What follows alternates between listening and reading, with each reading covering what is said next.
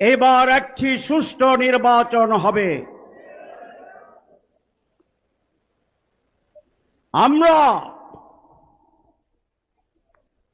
Election চাই, selection চাই না।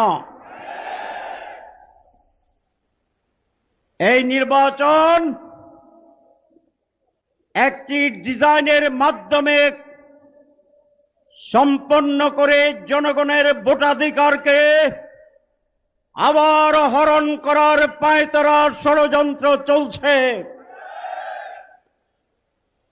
যদি সেরকম তৈরি করা নির্বাচন হয়, বিদেশের ডিজাইনে নির্বাচন হয়,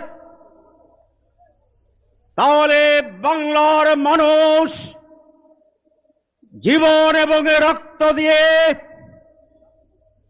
একটি সুষ্ঠু নির্বাচন আদায় করবে ইনশাআল্লাহ। আমরা আবারও বলতে চাই মাইকে, বাংলাদেশ জামাত ইসলামী নির্বাচনে যেতে চায়,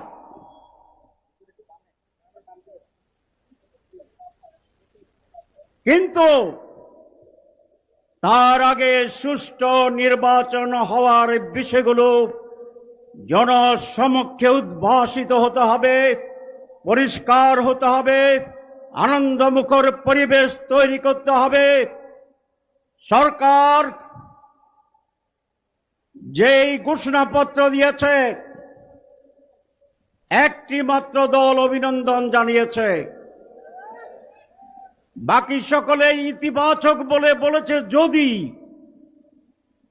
যদি এটা করা হয়, যদি ওইটা করা হয়, যদি ওইটা করা হয়, তাহলে মেজরিটি দল শর্তহীনভাবে এই ঘোষণাকে গ্রহণ করে নাই।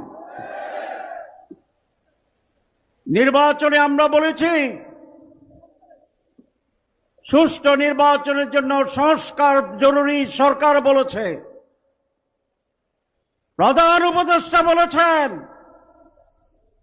মাসের পর মাস সংস্কার কমিশন করে আমাদের প্রচুর সময় নিয়েছেন, ব্রেনস্টর্মিং হয়েছে।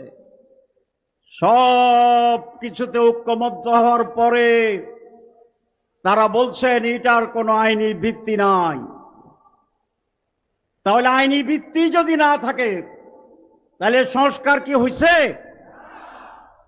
ইমানের 3 অংশ, মুখে উচ্চারণ, মনে মনে বিশ্বাস,